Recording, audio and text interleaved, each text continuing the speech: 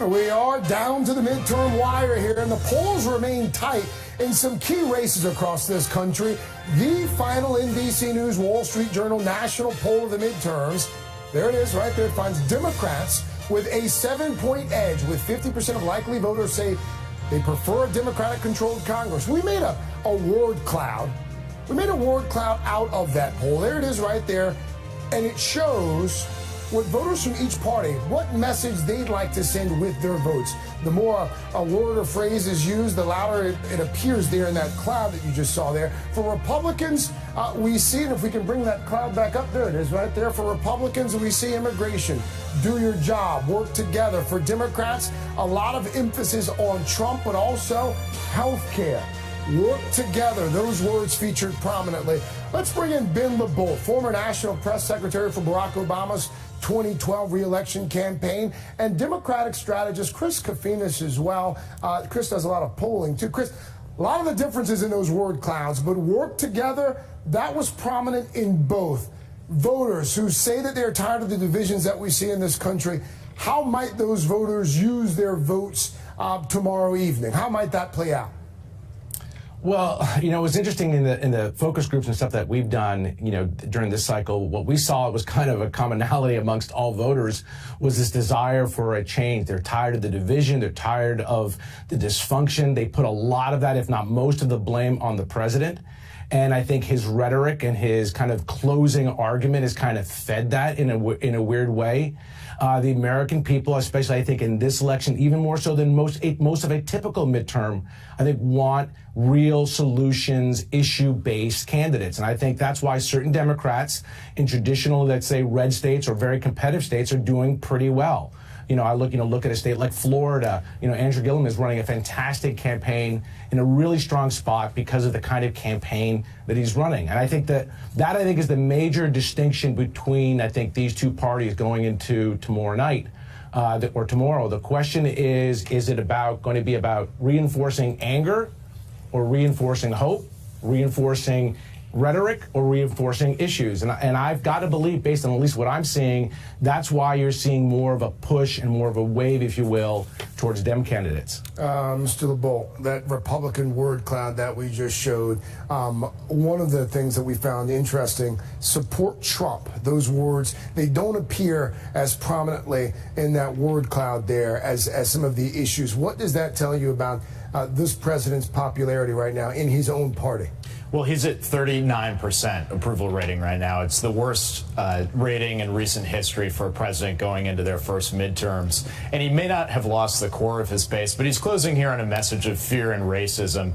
That appeals to some people in this country, but I don't think it appeals to the sorts of swing voters that will decide the election, that will decide the House. It's starting to slip away from him. You're quite plugged in.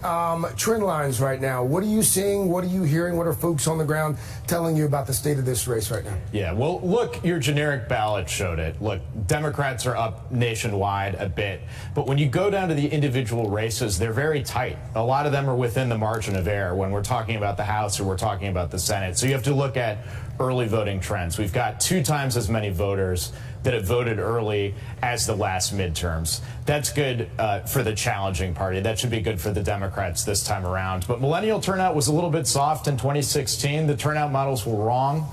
The people we anticipated showing up on Election Day didn't all get out. And I think that's why you're seeing this final all-out push, whether it's President Obama on the campaign trail, whether it's statewide tours from some of the great candidates we have, from Andrew Gillum to Stacey Abrams. Nothing is done until tomorrow night, and it's going to take a combination of turnout and persuasion to get over the finish line. I want to talk about your former boss. This is President Obama, former President Obama. This is President Obama in Gary, Indiana, yesterday, talking about, without using names here, talking about the party in power. Take a listen. They promised they were going to take on corruption in Washington. Instead, they've racked up enough indictments to field a football team.